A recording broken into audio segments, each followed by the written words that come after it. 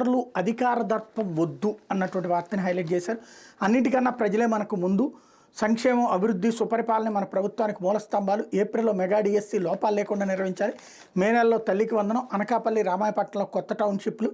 కలెక్టర్ల సదస్సులో ముఖ్యమంత్రి చంద్రబాబు, జిల్లాల ప్రగతి బాధ్యత కలెక్టర్లేనని ప్రజలే ముందు అనే భావంతో ప్రతి ఒక్కళ్ళు పనిచేయాలి ముఖ్యమంత్రి చంద్రబాబు స్పష్టం చేశారు. రాష్ట్ర పాలనపై ఒక ముఖ్యమంత్రి ఎలా ప్రగాఢ ముద్ర వేస్తారో అలాగే జిల్లా కలెక్టర్గా మీరు చేసే పనులతో వచ్చే ఇమేజ్ కూడా మీకు శాశ్వతంగా నిలిచిపోతుంది. మీ హయాంలో ఏం సాధించారనేది ముఖ్యం.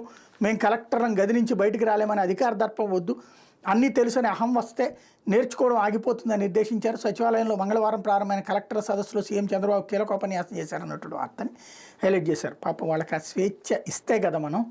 ఇదివరకటి రోజుల్లో నిజం కలెక్టర్లు అట్లా ముద్ర వేసుకునేవాళ్ళు, ఐపీఎస్లు అట్లా ముద్ర వేసుకునేవాళ్ళు. ఇప్పుడు పరిస్థితులు ఏంటి?